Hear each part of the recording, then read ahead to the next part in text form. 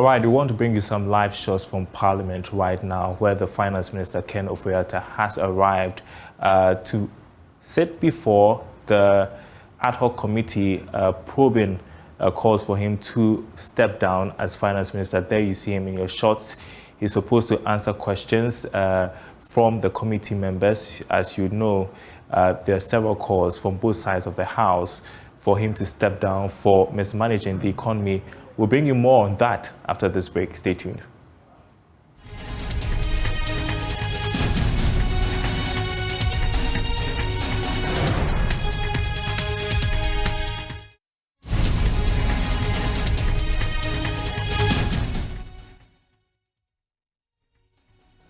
So let's take you to Parliament now, where the Finance Minister has appeared before the 8-member ad hoc committee investigating the vote of censure, or the censure motion against his being in office as Finance Minister. He's just appeared before the committee. Proceedings just about starting. We would bring you a comprehensive coverage of that here on the Joy News channel. The chairman of the committee, Katie Hammond, and his co-chairman, Dr. Ayine, are both seated. All the members are also seated as well. And they have some guests. Traditional leaders are there, ministers of state are there, deputies, and some MPs who have also gone there to monitor proceedings. So let's take you to the Parliament House now.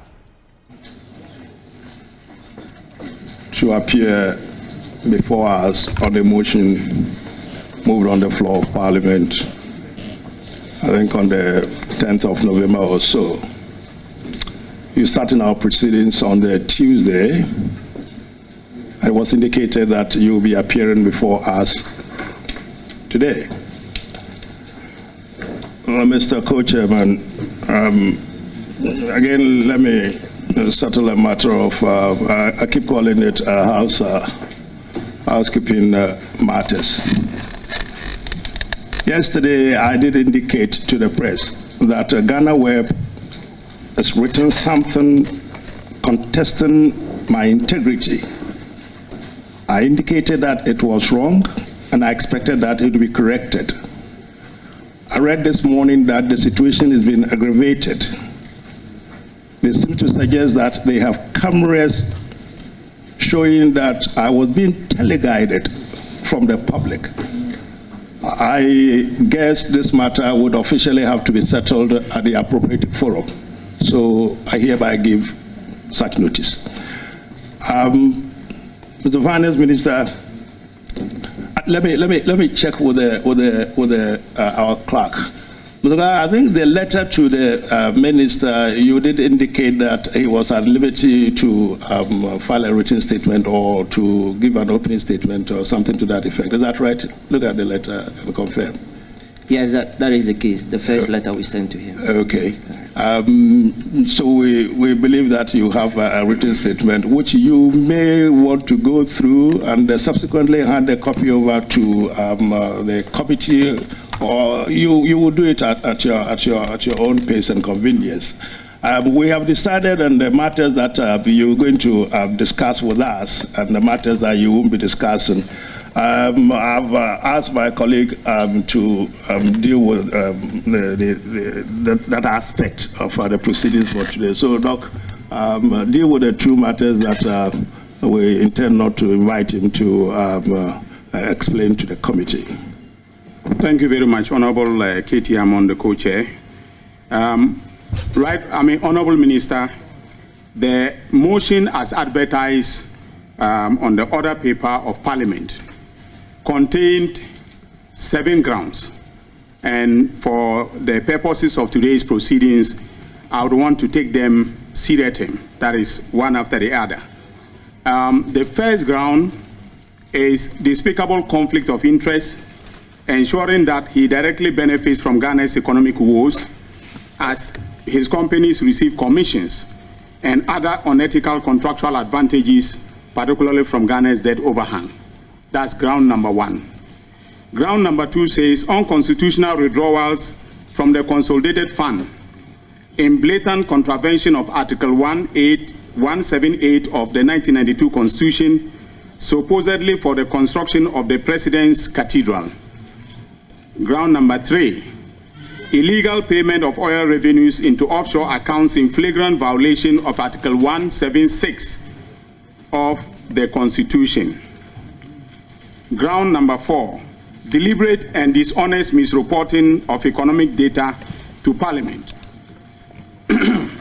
Ground number 5, fiscal recklessness leading to the crash of the Ghana cedi, which is currently the worst performing currency in the world. Ground number 6, alarming incompetence and the frightening ineptitude resulting in the collapse of the Ghanaian economy and an excruciating cost of living crisis. And ground number 7, and the last one, gross mismanagement of the Ghanaian economy, which has occasioned untold and unprecedented hardship. Honorable Minister, you will recall that on Tuesday, the 15th day of November 2022, when you attended upon this committee, not as a witness, but as the person of interest that was invited, your counsel, Mr. Gabi Ochiridako, Esquire, raised an objection, a preliminary objection to ground number 1, that is the one dealing with the conflict of interest. And in summary, basically what he said was that this committee, as a committee of Parliament, did not have jurisdiction, so to speak, to inquire into this matter or investigate the matter, given the fact that in terms of the Constitution, particularly Article 287 of the Constitution, that is within the remit of the Commission for Human Rights and Administrative Justice. Now, he further indicated to the committee that this matter has been settled by the courts because there was a suit which involved your good self and the Attorney General that went through the court system all the way to the Supreme Court of the Republic. And the decision was in your favor. And therefore, he found it unacceptable that we were inquiring into the same matter. I mean, the committee has its own view of that particular case, which we will express in our written report. However, he also cited the case of Ablakwa and another, versus Attorney General and another, which is reported in the 2012 Supreme Court of Ghana Law Report 845. And he said that on account of that decision, the settled law is that it is only SRAJ that can inquire into and investigate matters of conflict of interest. So basically, he argued against the position which was adopted by the Honorable Minority Leader to the effect that in terms of Article 103, Clause 3 of the Constitution, committees of Parliament can inquire and investigate into matters affecting the administration of ministries and departments. And therefore, this committee was seized with jurisdiction. The committee has considered the objection raised by your counsel, and we will provide a written report, a written ruling, which will be contained in our report. But we think that in light of those objections, you should not be called upon to answer questions relating to matters, of conflict of interest as stated in ground 1. Then also, ground number 3, relating to illegal payments of all revenues into offshore accounts in flagrant violation of Article 176 of the 1992 Constitution. When the evidence was adduced, there was a specific piece of evidence relating to the payment of $100 million into an offshore account. And the documentary evidence that was tendered was a report of the PIAC, that is the Public Interest and Accountability Committee.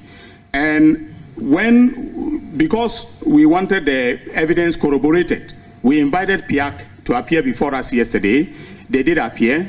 A specific question was put to them with respect to whether or not they are aware that you in particular instructed that the monies be transferred into an offshore account. PIAC did say that they could not confirm that fact. Subsequently, the Ghana National Petroleum Corporation, that is GNPC, was called upon in respect of that issue because these were proceeds of the sale of the liftings of oil by Jubilee Holdings, which is a wholly owned subsidiary of GNPC. And so we called upon GNPC to corroborate or disaffirm the evidence which was alleged with respect to this matter by the proponents of the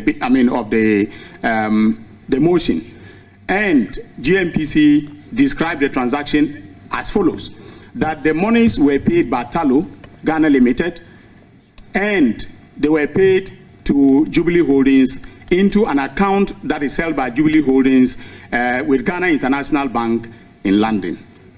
They also did not say anything to the effect that you gave any instructions with respect to that payment. And so on account of the evidence adduced, which kind of contradicted the evidence that was led by the proponents of the bill, by the proponents of the motion, the committee has taken the view that you will not be called upon to deal with this matter.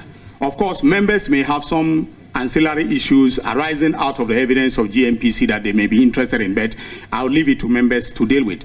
So in essence, my co-chair, there are now 5 grounds that you have to deal with, Honorable Minister, and those are grounds 2, that is the unconstitutional withdrawals in relation to the famous National Cathedral. Is described in the motion as the President's Cathedral, but I think the official name of the cathedral is the National Cathedral.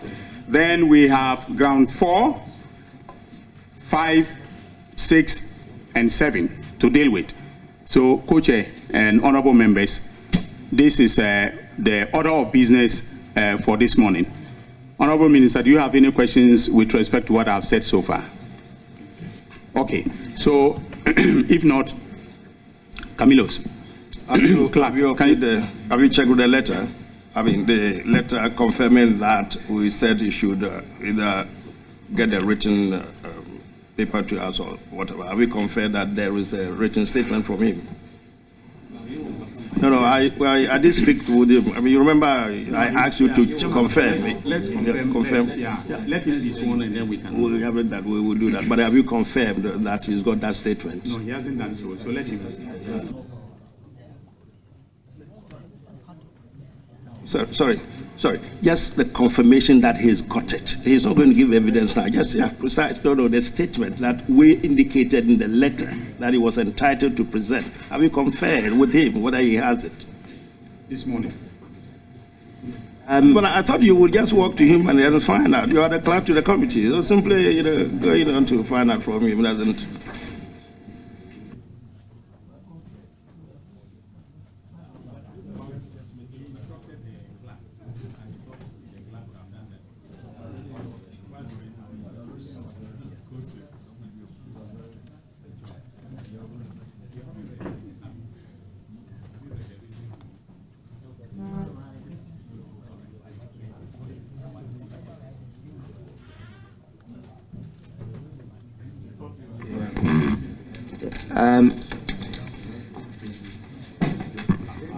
The co-chairs have conferred with the witness.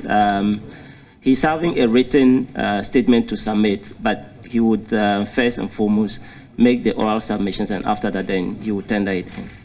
That's good.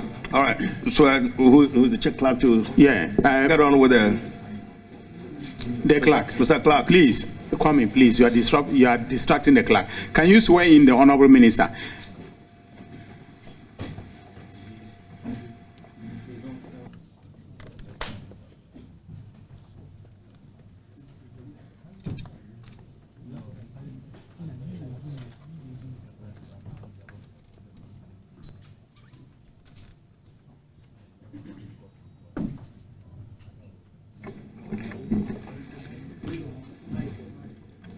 Kindly repeat after me.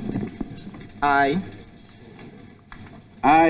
Kenneth Nanaya Kuntun Klunku Ofori-Atta, swear by the Almighty God. Swear by the Almighty God that the evidence I shall give. That the evidence I shall give before this committee. Before this committee. Touching the matter in issue. Touching the matter in issue. Shall be the truth. Shall be the truth. The whole truth. The whole truth. And nothing but the truth. And nothing but the truth. So help me God. So help me God. Thank you very much, Honorable Minister. I see you are surrounded by persons who are obviously here to assist you in your with your testimony. If you may introduce them to the committee, that would be very helpful.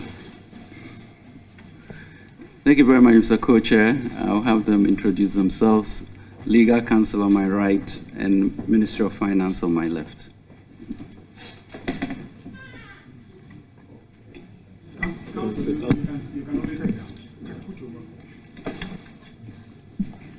Honorable Co-Chair, respectfully, my name is Adu Etia, and I'm lead counsel for the witness, the Minister of Finance, Mr. Ken Ofori-Atta. And with me is my learned friend who will introduce himself. Okay, yes. Yes. No, he's inviting the co-counsel to introduce himself. Most respectfully, Honorable Co-Chair, my name is Jacob Akwa Sampson. I'm part of the Minister's legal team. Very well. I see around the table a number of ministers and honorable members of parliament, colleagues of ours, who are here. Yes, so I will ask them to introduce themselves. Please, please, please. As a matter of... They have to introduce themselves. They are your colleagues, you know. No, of course. I mean... Introduce them by name. Okay, You know well, so that is fine. So we have the Honorable Dominic Nitowul, the MP for Bimbila and Minister of Defense, the Honorable Dan Bochwe, the General himself, the Minister for Local Government, the Honorable Oroku, my brother, Deputy Minister of Energy, and then the Honorable Minister for Transport, Siama, Honorable Siama. Yeah, and then, of course, the Honorable Deputy Minister of Finance, Abinaose Asari. So you're all welcome to the committee. Hey, sorry, the Honorable Ricky Sagan, MP for Cape Coast South.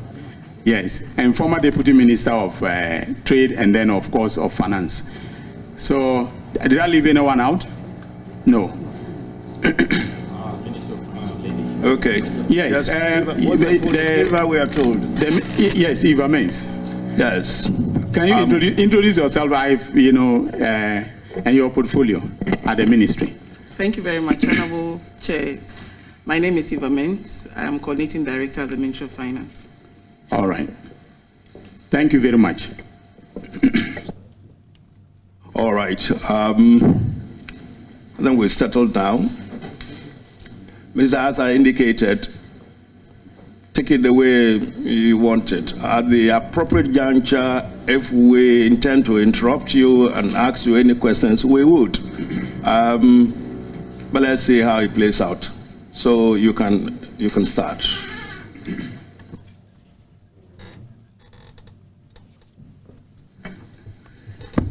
Thank you very much, co-chairs and members.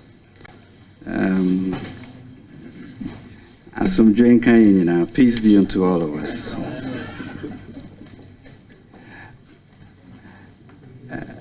Honorable co-chairs and members of this ad hoc committee, good morning through you. Good morning to the Ghanaian people. I believe this process we are engaging here is a useful opportunity to strengthen our democratic processes. Co-chairs, it's a very difficult process. According to my understanding of parliamentary history, this might be the first censure of a minister. So it must be very grave issues that we are having to address. It's therefore unfortunate that in the co-chair's summation of the two grounds that have been struck out, it sounds to me like there was not a thorough review of the grounds as should have been. But to bring somebody for censure would require that these things are done of absolute thoroughness. But I'm pleased with the decision that have been made. Honorable co-chairs, during the course of my remarks this morning, you can expect forthrightness. The proponent's motion of censure has accused me of many things and includes some very disparaging remarks and attacks on my person and integrity. I'm certain that Ghanaians will have a more balanced view of the events that led us here as I take the opportunity to speak to the matters so raised. My principal reflections today are to ensure that by the end of these proceedings, the truth would have taken center stage, and in the process, any unfounded doubts about my motives, my competence, and my character would have been dispelled. Before I proceed with my detailed responses, I'd like to make a personal comment to the Ghanaian people. Since the Ofori-Atta government came into office in 2017, everything we have sought to do was aimed at making the lives of the people better. We have been focused on this vision to improve lives, and in the first 4 years, our efforts were leading to a realization of the vision. Today, I acknowledge our economy is facing difficulties, and the people of Ghana are enduring hardships. As a person President Ofori-Atta has put in charge of this economy, I feel the pain personally, professionally, and in my soul. I see and feel the terrible impact of rising prices of goods and services on the lives and livelihoods of ordinary Ghanaians. I feel the stress of running a business, but it is the strength and perseverance of the Ghanaian people that inspire me and my colleagues in government every morning. And it's to press on. That is what gives me the strength to press on, to find solutions and relief for Ghanaians to the myriad of problems that our country and the rest of the world are facing, especially since March 2020. Co-chairs, let me use this opportunity to say to the Ghanaian people what I believe, with courage, every finance minister around the world may wish to say to their people now. I am truly sorry. When we set out so purposefully between 2017 and the early parts of 2020, we never imagined that a global pandemic such as COVID, with its prolonged economic fallout, would inflict such pain and suffering upon the Ghanaian people. The shock to our system has been hard and the impact on our livelihoods severe. But we have not been resting on our oars. We continue to work to keep the lights on, to avoid the queues at our filling stations as in other countries. Our classrooms are full, our hospitals and dispensaries mostly stocked with medicine. We continue to pay salaries, and our roads continue to be built and fixed. Now let me get to the details. On the issue relating to despicable conflict of interests, ensuring that I directly benefit from Ghana's economic woes. No, Mr. Minister, we just ruled that, no. Wait a minute. We already made a ruling that you are not to deal with the item number 1 and you are not to deal with the item number 3. Thank you, Mr. Chairman. We have indeed subsequently received a letter dated 16th November 2022 stating that this committee has upheld that said objection. Yes, Honorable Minister, in contradistinction to what my Honorable Co-Chair has said, in terms of Article 82(4) of the Constitution, the Minister would have been entitled to be heard in his defense during the debate. And we have read, I'm being consistent, Honorable Katie. No, I'm listening. Yeah, so what I'm saying is that it is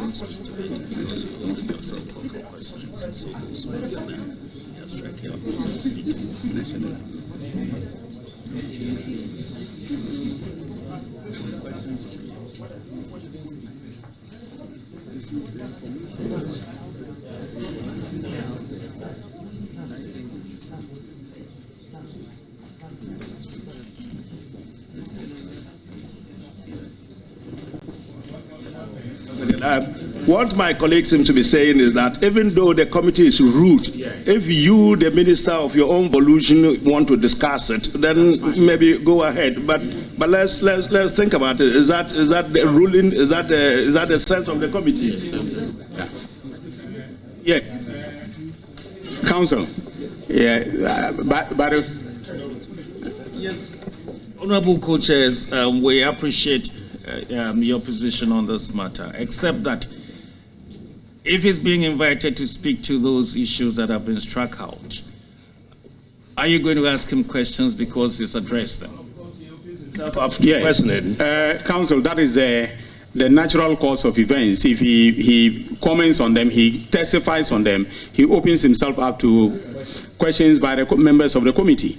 So it's up to you, if your client wants to go on that trajectory, we are fine. But if he doesn't... So let's explain a little bit further. We didn't take the decision lightly. We looked at the constitutional imperatives. We looked at the decision of Shiraj. That matter went as far as to the Supreme Court. We looked at that, and we thought that in criminal jurisprudence, it will be double jeopardy asking him to revisit this matter. In civil jurisprudence, it will be abuse of the process to ask him to be res judicata. We've gone through all those matters, but that is the sense of the committee. If your client believes that, in spite of the ruling, he wants to still have the committee on some matters we may not have been aware of, it's entirely entitled to. But of course, as we indicated, if he does, then of course our colleagues would want to ask some questions of him. That was not to say that he has anything he's hiding. That's not the point. Honorable co-chairs, thank you very much. We have advised that in as much as those grounds have been struck off the record, we will not speak to them, respectfully. He can proceed to the next ground, which is the unconstitutional withdrawals from unconstitutional withdrawals in respect of the cathedral. Thank you very much, co-chairs. Thank you for the clarification. The next is the grounds of the proponents claiming that there has been unconstitutional withdrawals from the Consolidated Fund in blatant contravention of Article 178 of the 1992 Constitution, supposedly for the construction of the President's Cathedral. Mr. Co-Chair, that took me for a loop since I did not know what the President's Cathedral was. Honorable Co-Chairs, let me first submit that I'm uncomfortable about the formulation of this ground. It presupposes that Parliament is assuming the jurisdiction to enforce and or interpret a provision of the Constitution against the combined effect of Articles 2.1 and 131, which grants the sole and exclusive power to the Supreme Court. Nonetheless, I say with both humility and confidence that I have not breached the Constitution in making payments to support the construction of the National Cathedral of Ghana. Mr. Minister, Mr. Co-Chairman, clarify that I don't quite comprehend the point you make. The committee seems to be assuming what constitutional,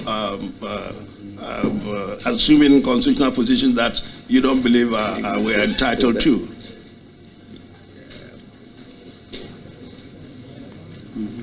There is an allegation that some monies have been withdrawn from the Constitution, from the Consolidated Fund. The point made by the proponents is that they believe that those monies were withdrawn unconstitutionally.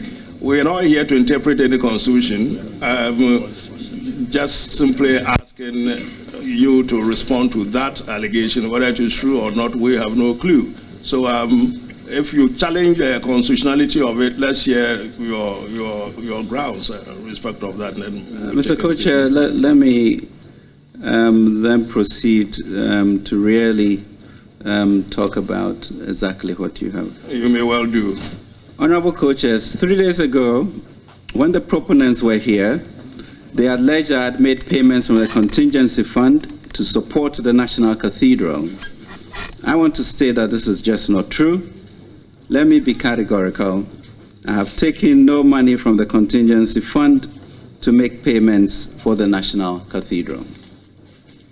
It appears the proponents have confused the contingency fund with the contingency vote? Let me explain. There is a difference between contingency fund and contingency vote. The contingency fund the proponents refer to is what is covered under the Constitution, specifically under Article 177. This constitutes money voted by Parliament, and advances from this must be authorized by the Parliamentary Finance Committee. The contingency vote, on the other hand, is a line under the other government obligations vote, which is approved by the Finance Committee and passed as part of the Annual Appropriation Acts passed by Parliament. Honorable Co-Chairs, in preparing the annual budgets, the practice is that provision is made for indicative expenditures that have not been fully costed at the time of the budget presentation.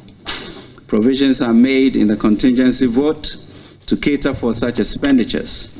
For example, in 2014, there was no specific allocation in the 2014 budget for Ghana's participation in the FIFA World Cup in Brazil.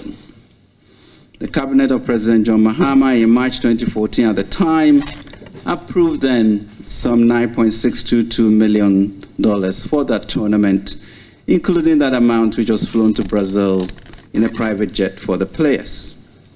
A more current example is Ghana's participation in Qatar. The Black Stars qualified for the 2022 FIFA World Cup way after the 2022 budget presented on 16 November 2021 was approved by Parliament. No specific amount was thus budgeted for it, but through the contingency vote, we have been able to provide funds legitimately for the team to participate in the competition. Expenditures in respect of the National Cathedral were made from the contingency vote under the other government obligations vote, as has been the practice before my tenure. I have copies of several payments from the contingency vote dating back to 2015 to share.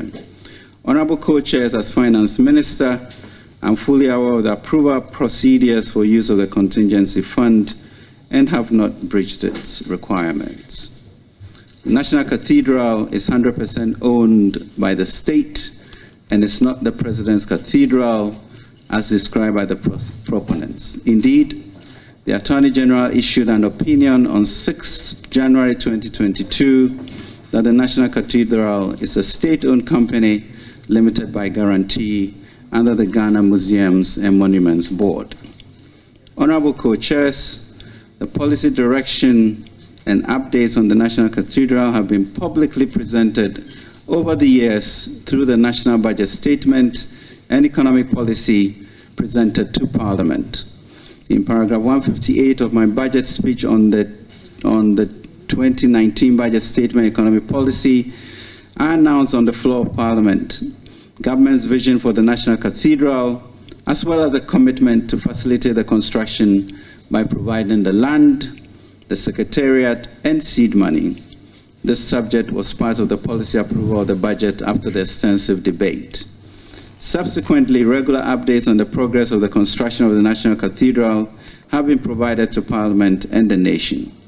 These include 2020 Budget Statement Economic Policy, paragraph 385, which announced the establishment of the Board of Trustees and Secretariat for the cathedrals.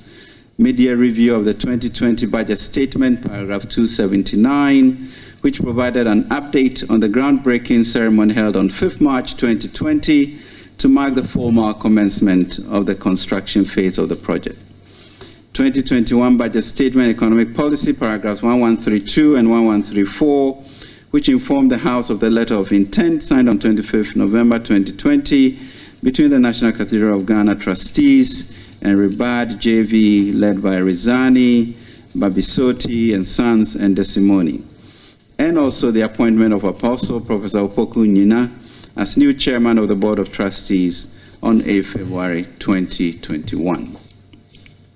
The mid-year review of the 2021 Budget Statement, paragraphs 354 and 355, which announced the expansion of the Cathedral project to include a Bible Museum of Africa, and Biblical Gardens, as well as the establishment of the 100 cedi a month Ketua Bia and Swat Club, in line with the original plan to encourage as many donors as possible to contribute towards the establishment of this national monument.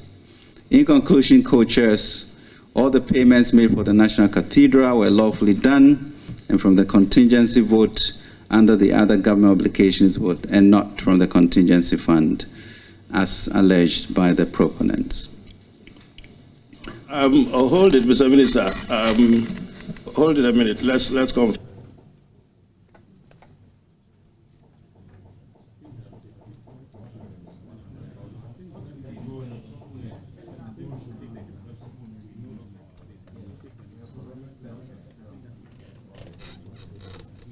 I don't worry if you become privy to what we discuss. We're wondering whether at this stage we should ask you questions after you finish with the first allegation or let you finish with the lot.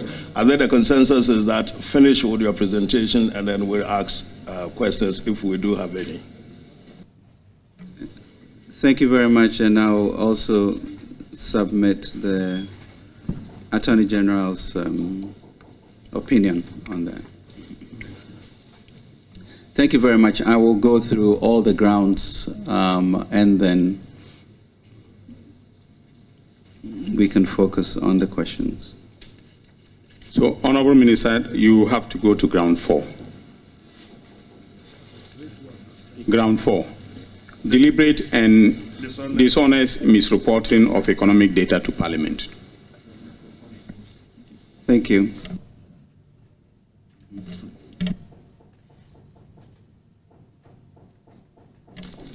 Thank you very much, Mr. Co-Chair. Let me now focus on the grounds claiming deliberate and dishonest misreporting of economic data to Parliament. The issue of deliberate misreporting of economic data to Parliament is not just unfortunate, but simply untrue. I, and for that matter, the Ministry of Finance, have never misreported data to Parliament as has been alleged. On Tuesday, 13th November 2022, the proponents clarified that their concerns relating to the reporting of fiscal data. In their submission, they alleged that different sets of data were presented to the IMF and the people of Ghana. That is untrue. The 2019 Article 4, which they cited, actually clearly demonstrates that the computing and reporting of the deficit is consistent between the government and the IMF, as shown on the table labeled Ghana Selected Economic and Financial Indicators, 2017 to 2024, on page 4 of the IMF Article 4 and Appendix 3A of the 2019 budget. More importantly, we were under a fund program during that period and could not have been able to exit the program if there were inaccuracies with the data we reported and the methodology used for computing the deficit. In actual fact, in the most recent IMF Article 4 report from 2021, one sees clearly demonstrated that the methodology utilized in computing the deficit is and has been consistent as shown in the tables labeled Ghana Selected Economic Financial Indicators 2019 to 22 on page 3 of the press release numbered PR 21/221. According to Honorable Ato Forson, Mr. Chairman, paragraph 16, page 11, I'm quoting of the staff report, Article 4 says fiscal rules under Ghana. Public Financial Management Act fiscal rules could be strengthened, box 1. It goes on to say that about 2.8 percentage point of GDP in financial energy sector payments were recorded below the line in the year 2019 budget because the government considers the financial sector cost as a one-off and energy cost as a debt amortization. Best international practices could include these transactions above the line as they reflect either direct government obligation or government transfers to state-owned enterprises. Because of the exceptional nature of the expenditure, chairs, financial sector cleanup and energy sector IPP payments, we agreed with the fund that it could be treated below the line as shown in the table earlier.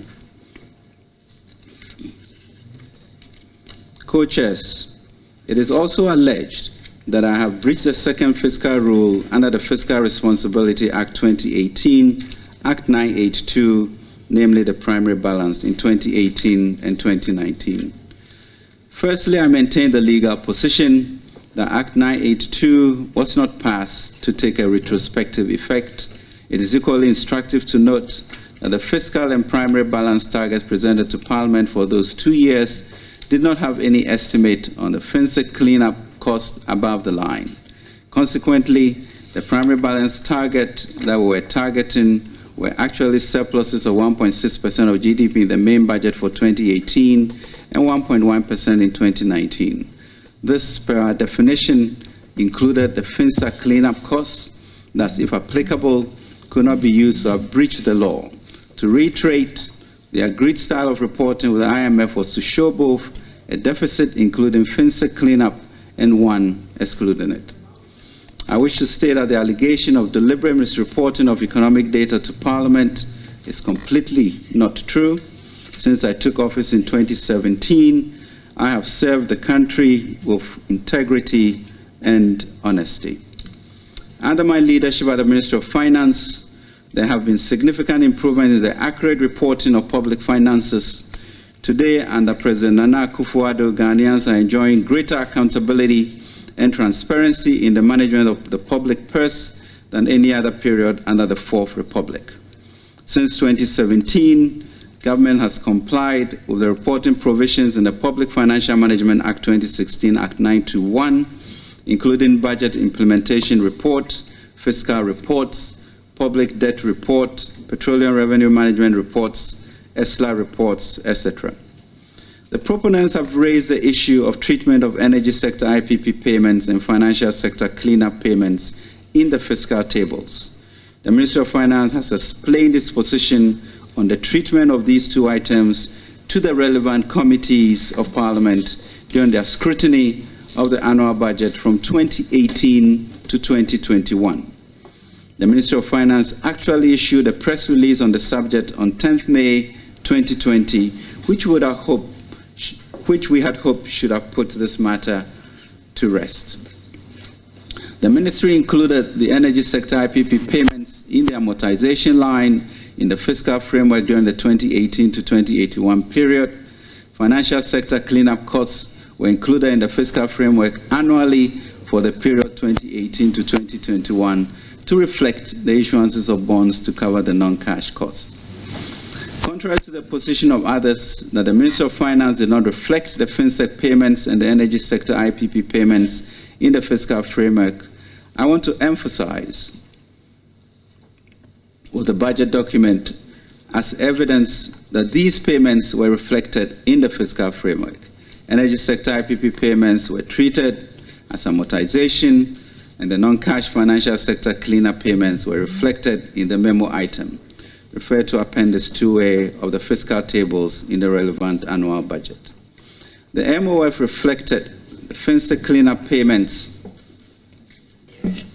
in the memo item called fiscal deficit for the following reasons.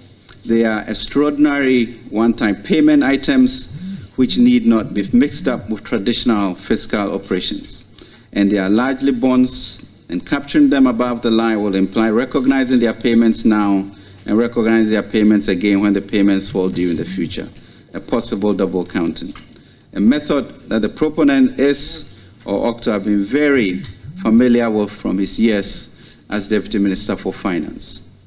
Likewise, the energy sector IPP payments were reflected in the fiscal framework as part of the amortization line under the financing part of the fiscal table for the following reason.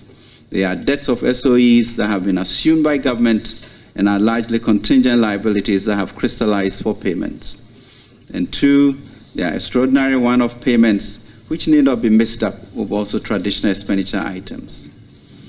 However, the MOF agreed with the Finance Committee of Parliament in 2021 that going forward from 2022 onwards, both the energy IPP payments and the FinSec payments will be treated above the line in the fiscal framework for the following reasons.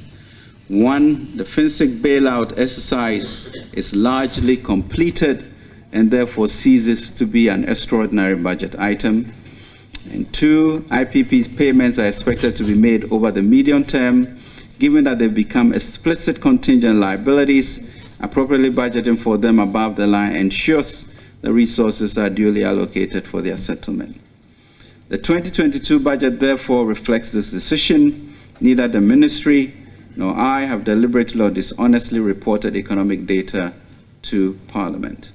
This is buttressed by the submissions made in May 2020 by the IMF Country Director, Dr. Albert Mama, and I quote, "Our number includes these 2 elements, financial sector payments and energy sector payments." That's the IMF.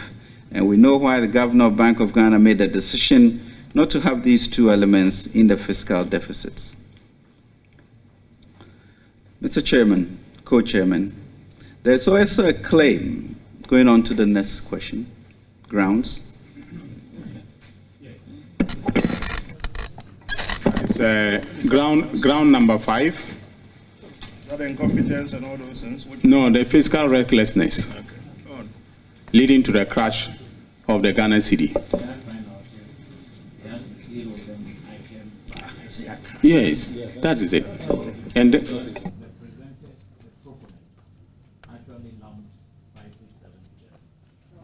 want to speak through the microphone? You want to speak through the microphone?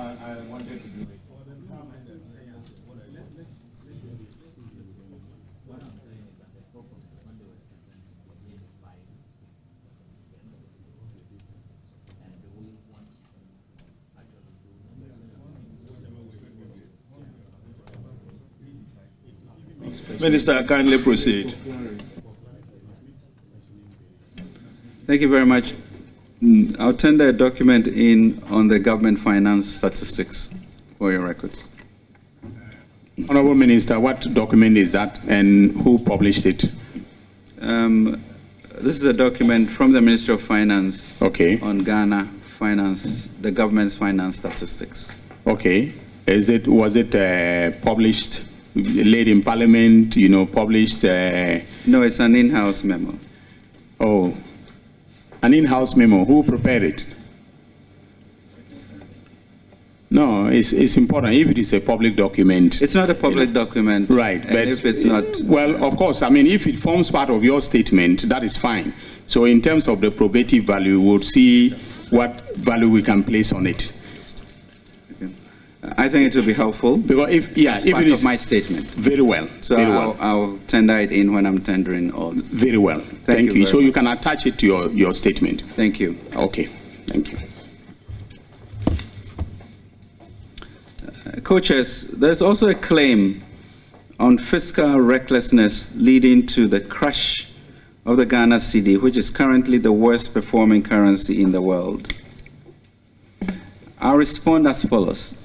Honorable co-chairs, the grounds of recklessness presupposes that I have not been guided by the laid down regulations. I want to state that I have not been reckless in the management of the fiscal operations of government. Rather, our strenuous efforts to protect the public purse is what has helped this government to have achieved much more than any government ever over a similar period in virtually all sectors, including education, health, social welfare, policing, security in general, roads, railways, agriculture, industrialization, tourism, digitization, and funding for anti-corruption institutions. Honorable co-chairs, I've come to Parliament House 10 times, 11 times since this government in the last 6 years to present the annual and mid-year budgets. On all occasions, I have discussed all proposed fiscal operations of government, revenue, expenditure, and financing. On all these occasions, I receive approval as Parliament subsequently passed appropriation bills for all those budgets. Every key expenditure made has been supported by this House. Indeed, we also saw the dire consequences when the House for months refused to pass a major revenue generation item introduced by this government to support the fiscal stability of the economy. Sadly, the minority leader, when this government was compelled to approach the fund this year, triumphantly took credit for frustrating government's efforts to meet its half-year revenue targets. He told the parliamentary press call last June that thanks to the opposition, government has already lost half-year revenue that can only be attributed to the purpose and tenacity of the minority group in parliament, unquote. The consequences of this intentional stance have been dire. It precipitated a lack of confidence in the international market and closed access to Ghana's traditional Eurobond issuance. Honorable co-chairs, it is worthwhile to note that indeed the proponents offered only one item as not having been approved by Parliament for payment, the National Cathedral of Ghana, and I have shown that to be untrue. I hope we can take it that by extension of their proposition, they accept that all other expenditures have been approved by Parliament. We must all boldly share in the positive achievements regularly reported by the Bank of Ghana in its quarterly fiscal development reports for the years 2017 to 2021. Honorable co-chairs, it cannot be sustained that have been reckless in supporting the implementation of the decisions of Parliament. Honorable co-chairs, with the approval of funds by Parliament, in the last 6 years, we have undertaken major transformative investments to improve the quality of life of Ghanaians. We have mobilized and invested in excess of 28.3 billion as of September 2022 to implement the transformative flagship programs that improve social mobility and the quality of life of Ghanaians. Most of these did not exist prior to 2017. This includes supporting 1,765,977 Ghanaian students under free SHS TVET to promote human capital development and social mobility. Enrolling 15,656,160 Ghanaians aged 15 years and above on the National Identification Program by September 2021 to enhance security and economic efficiency. Support about 100,000 young graduates to enter the job market. Providing needed infrastructure to support decentralization and local governance to expand access to public services under the Regional Reorganization Program. Promoting the development of railway network to advance national and regional connectivity. Supporting the ongoing construction of fishing harbors to service key coastal communities including Axim, Diskop, Moree, Mumford, Winneba, Senyabreku, Gomoa, Fete, Teshi, and Jamestown. Increasing school feeding beneficiaries from 1,677,322 in 2016 to 3,300,000 pupils in 2021. Increasing LEAP beneficiaries from 195,860 households in 2017 to 344,023 in 2021 to improve the livelihoods for the underprivileged in our society.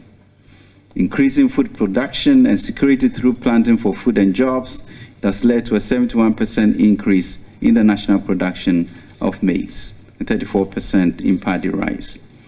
We have invested significantly in retooling security sector to maintain territorial integrity and improve internal security. CCTVs, motorbikes, vehicles, forward operating bases, recruitment of security personnel, etc. We have recruited over 200,000 Ghanaians into crucial services such as education, health, security, and local government. Established a tree crop development authority with a focus on mango, cashew, rubber, oil palm, shea, and coconut in order to diversify economy and provide raw materials for industrialization. This and many more we have done. Honorable co-chairs, the idea that the depreciation of the cedi is a result of fiscal recklessness is not supported by the available facts. The Ghana cedi consistently performed very well throughout my tenure as finance minister up to March 2022. The records show that between 2012 and 2016, the cedi depreciated by an average of 17%, whilst between 2017 and 2021, the average rate of depreciation was 7%. The major contributors to the currency problem are not necessarily fiscal factors. Honorable co-chairs, Unlike July 2014, when the cedi was last rated as the worst performing currency, the 2022 depreciation is largely attributed to extraordinary global factors, including the strengthening of the US dollar, even against the major international currencies like the UK pound, the yen, and the euro. And speculation due to economic uncertainties. For example, in this year, 2022, the euro is worth less than the dollar for the first time in 20 years.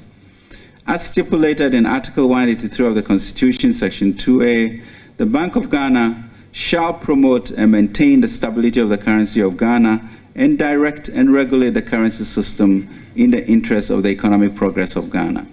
As such, the Bank of Ghana, which manages our reserves, is leading the interventions to contain the depreciation of the cedi.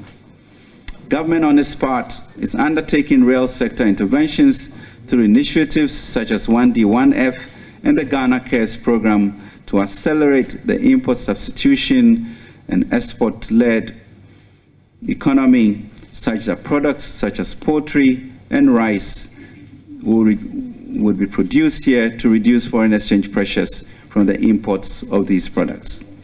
We intend to announce additional measures to promote the consumption of local produce. Furthermore, the implementation of the AFCFTA positions Ghana as a continental trade hub, and we shall take advantage and boost the export orientation of our industries.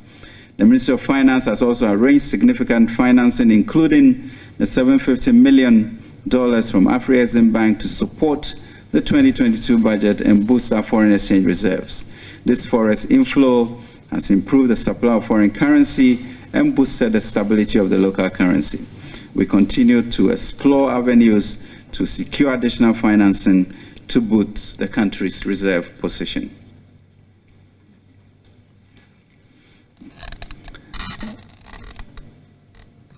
Co-chairs, on the issue of alarming incompetence and frightening ineptitude resulting in the collapse of the Ghanaian economy and an excruciating cost of living crisis.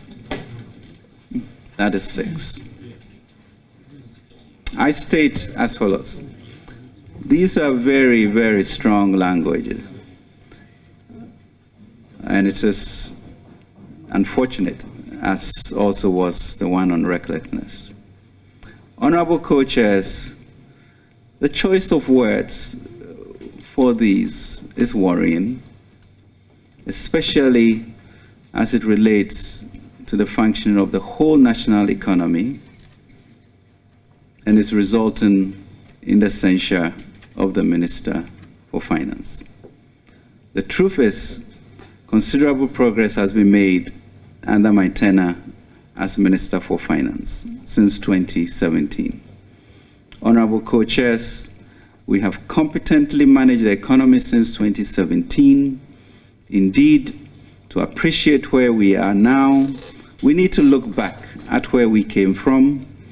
At the close of 2016, an assessment of the economy revealed limited fiscal space, deficit of 6.5%, a distressed financial sector, non-performing loans ratio about 17.3%, an asset quality review document that had not been triggered, a derailed IMF ECF program, and reduced economic output of negative 3.4%. Inflation was 15.4% at the end of 2016, and monetary policy rate was 25.5% at the end of December 2016. Limited capital expenditure to MDAs, doomsday which had decimated local industry and strongly impeded national productivity. Honorable co-chairs, it is important to note that through our leadership and commitment to turn around the economy from its state in 2016, we made great strides and remarkable progress in the years before the pandemic, and the records attest to this. The headline facts were, we doubled economic growth in our first 3 years, and Ghana's growth in 2019 was touted as one of the highest globally. Inflation came down significantly from 15.4% to 7.9% at the end of 2019 and remained in single digits till the pandemic hit in March 2020. The fiscal deficit, which was about 6.5%, was brought down to under 5% by the end of 2019. Exchange rate depreciation reduced significantly to under 5% in 2017 and averaging 8.7% between 2017 and 2019. We reduced interest rates in line with declining inflation expectations. Monetary policy rate declined from 25.5% at the end of December 2016 to 16% at the end of 2019, while the average lending rate for the same period declined from 31.7% to 23.7%. The government directly spent $25 billion to save the banking and SDI sector, protecting the near collapse of the financial sector, saving close to 5,400 direct jobs, 12,000 indirect jobs, and making sure that 4.6 million depositors were protected. And government also implemented comprehensive reforms across the energy sector and kept the lights on to date. On the back of good economic management, Ghana successfully completed and exited the IMF ECA program that we inherited in April 2019. To ensure irreversibility of the macroeconomic gains, government introduced a number of measures, including passage of the Fiscal Responsibility Act 2018, Act 982, to cap the fiscal deficit at 5% of GDP and ensure maintenance of positive primary balance. Passage of the Public Financial Management Regulations 2019, LI 2378, to strengthen regulation of the public financial management system. Establishment of 2 social partnership programs with labor and faith-based organizations. Clearly, there was strong momentum and optimism towards Ghana Beyond Aid at the end of 2019. However, with the onset of the pandemic, the gains from over 3 years of fiscal rectitude were reversed as a result of efforts to ensure lives and livelihoods were protected. Ultimately, these considerations inform the raft of revenue and expenditure measures outlined in the 2022 budget statement. We laid out the 2022 budget to achieve fiscal consolidation anchored on debt sustainability. It is important at this point to also highlight that the key component of the national debt stock related to 3 exceptional expenditure items that are neither external nor a creation of this government.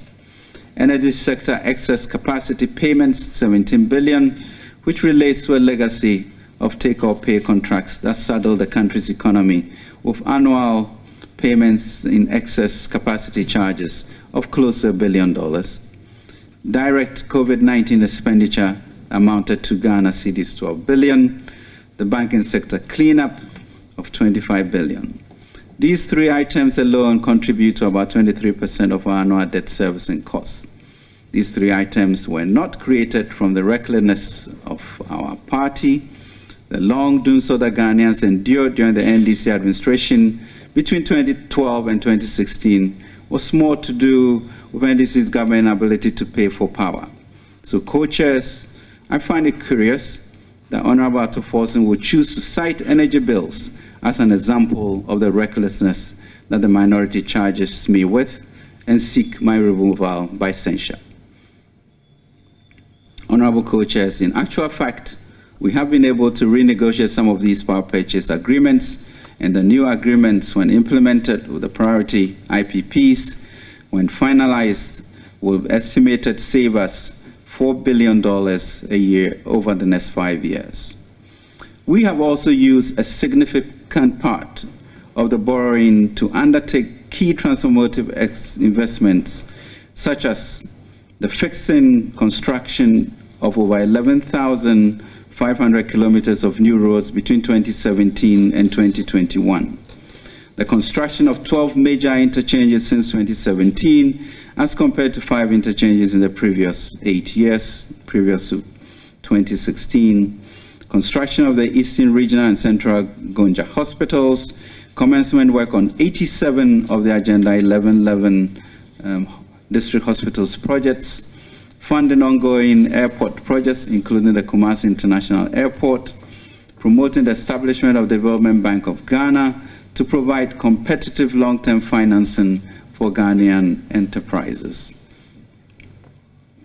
Indeed, the e-levy was born out of this heightened need to mobilize resources sufficient for managing the preeminent challenges of our time: fiscal consolidation, debt sustainability, and reducing youth unemployment.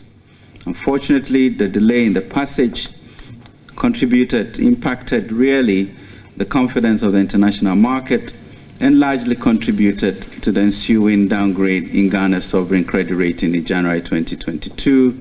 This resulted in Ghana being closed from the international markets and not being able, therefore, to issue its Eurobonds as it traditionally does in the first quarter. So we lost confidence in the international investors. For this reason, access to international capital market funds was no longer available, which resulted in a severe balance of payment problem that needs to be addressed, and we are addressing. The government thus resorted to the IMF as a lender of last resort in July to not only address the immediate and active balance of payment need, but also to protect all the macro and social policy gains made in the last 5 years. Undoubtedly, the last few months have seen considerable economic uncertainty and challenges. These have been characterized by high inflation, rapid depreciation of the cedi. Indeed, the economic challenges we are facing require deliberate but urgent, well thought out strategic steps, as well as the support of all of the Ghanaian people. The above notwithstanding, there are still some bright spots. Overall, our growth outturn of 3.4% and 4.8% in Q1 and Q2 2022 respectively, coupled with modest improvement in our fiscal position, suggests our economy is gradually on the upswing despite the numerous shocks we have faced over the past 2 years. This progress gives us a solid foundation to confront the challenges in front of us. Undoubtedly, risks remain that we are highly attuned to. However, the Ministry of Finance is committed to working alongside all stakeholders, including the members of Parliament, to ensure we can reposition our economy back on a path of growth and prosperity. Mr. Co-Chairs, there's a claim of gross mismanagement of the Ghanaian economy, which has occasioned untold and unprecedented hardship. Honorable Co-Chairs, the current economic challenges we are experiencing in Ghana is not the outcome of mismanagement, but we acknowledge the hardships our people are going through in these very difficult times. This assessment is wholly shared by objective observers. In the recent words of the Managing Director of the IMF, Kristalina Georgieva, and I quote, "To the people of Ghana, like everybody else on this planet, you have been hurt by exogenous shocks, first the pandemic, then Russia's war in Ukraine, and what we need to realize is not because of bad policies in the country, but because of this combination of shocks," unquote. I've already discussed the domestic triggers behind the depreciating cedi. We simply cannot overlook the significant impact of the delayed passage of the revenue measures outlined in the 2022 budget, which resulted in negative market reactions, credit rating downgrades, the narrowing of financing sources, and the eventual depreciation of the cedi. The timelines are obvious and cannot be ignored. Honorable Co-Chairs, it is time to have an honest national conversations on the patterns of expenditure as a people, our preference for imported goods which require foreign exchange that we do not earn enough of implies that our cedi will continue to be under pressure. It has become clear that we cannot continue in a business as usual mode. We have to significantly change our consumption patterns and support investments in local capacity for production and export. Honorable Co-Chairs, even in these challenging times, we have not been rudderless. We have prepared the Post-COVID-19 Program for Economic Growth, PCPEG, as a domestic blueprint which has benefited from input from all key stakeholders, including civil society, social partners, labor unions, employers, and faith-based organizations, academia, industry professionals, and the leadership of Parliament. This document contains a set of time-bound structural reforms and fiscal consolidation measures to place our debt levels and fiscal accounts on a sustainable path over the medium term, and has underpinned government's engagement with the IMF. The negotiation with the IMF is progressing steadily and well, and we are working assiduously to achieve a staff-level agreement by end of December 2022. As the President announced recently, government is aggressively pursuing initiatives that will structurally boost the export orientation of this economy.